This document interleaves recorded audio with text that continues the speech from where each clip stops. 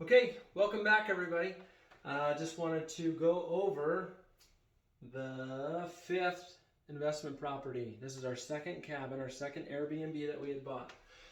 If you haven't watched the first videos, make sure to check those out and you'll see how we got to this point. So in 2018, the very beginning, we bought a 9-plex office building, zero money down. An 8-plex office building, 25% down, but used savings slash a HELOC. Other one, a little tiny home we bought for $50,000. Ended up selling that one for $160,000 a couple years down the road. But that one we only had $5,000 down on that one. Our very first cabin was purchased as well, and that one was done for $14,000, and we put about $10,000 or $12,000 into that in order to upgrade it.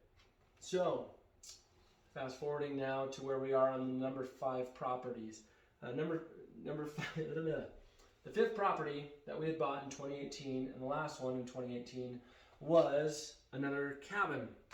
They wanted $140,000 for this cabin, and we ran the numbers. It was very similar to what our other cabin was, and looked like it was in great shape, and it looked like it was a really good price too at $140,000, to be honest.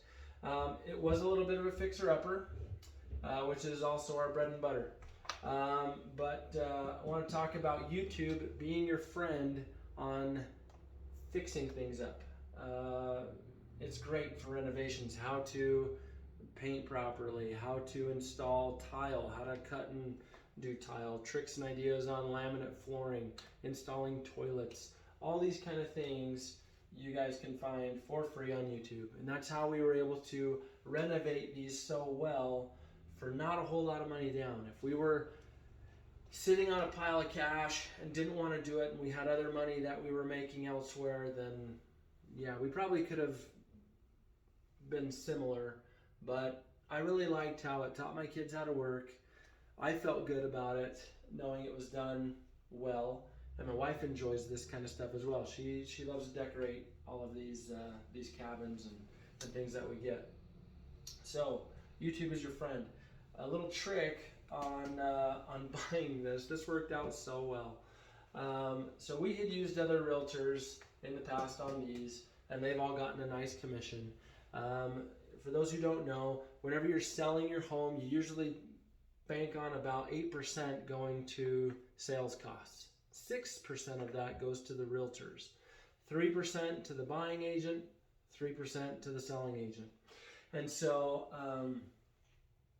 when we looked at this one, this just kind of happened by accident. I called my friend who helped us buy this one, and he said, "I'm sorry, Eric, just call the listing agent. They can probably show it to you, but they're probably going to want you to work with them." And he said, and I'm totally fine with that, because he couldn't drive up to Highland Park when we were wanting to go check this house out that just came on the market. You kind of got to go fast when these things pop up. And I'll explain that in the next video of one that we had 4 minutes to be the very first one to call on it. And we ended up getting this one, and it was 6 other offers were given that night. But we were the first one to call on it and offer full price, and we got it. We'll save that for the next video.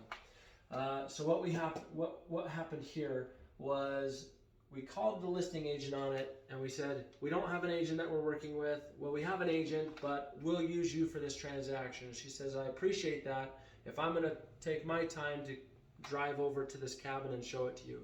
She showed us a couple other cabins as well that she was listing. We really like this cabin, and I wanted to get a feeler of why these people were selling it. She knew. My agent didn't know. But she was representing the seller, and now her taking us on, she's representing us as the buyer. So I said, so why are these people selling? Oh, it's an estate sale. These kids just want to sell. Okay. And so I thought maybe, just maybe, I can do some negotiating. Because already $140, in my opinion, was great. I would have been happy to pay $140 for that, because it looked like it was better than everything else that was in the area. And this had just come on the market. And so I said, well, trying to kick the tires a little bit. I said, well, what do you think the kids would do if we offered like 130? And my hope is that she'd say, maybe we could do like 135. And I would have been happy. I would have saved $5,000. And so when I asked that, I said, what do you think about 130? And she said, yeah, 130, that's a great offer. That's a strong offer. You should do that. I'll bet they'd take that. And I thought, in my mind, I'm like, yeah, that's so cool. That's awesome. But in my mind, on my face was like, okay, well, we'll think about it. But on the inside, I'm freaking out. And so, so I thought, that's awesome if they would do 10,000 less.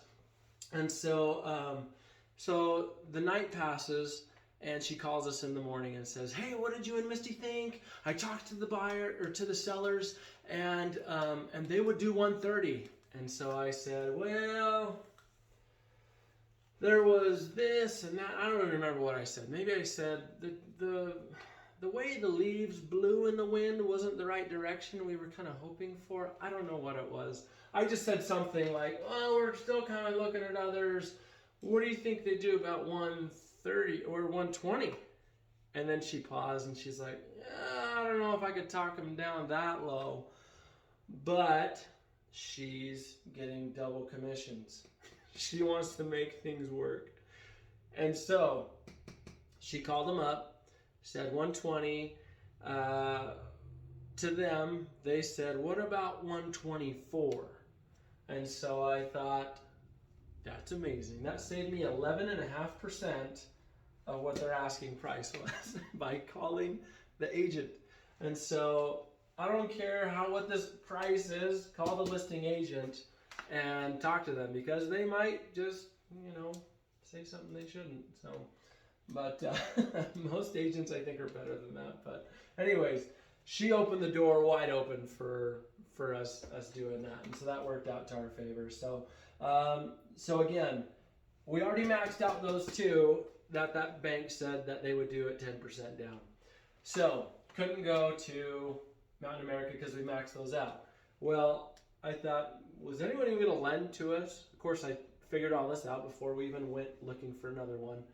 But there was another company at ICCU, and they said, yeah, we have a 10% down program for this stuff.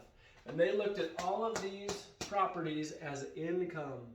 So one would say, how'd you buy 5 properties in 1 year? Well, it's because they were paying for themselves, and they were adding more income to us, which made our debt to income ratio work out really well. And so they said, yeah, you're approved for this one.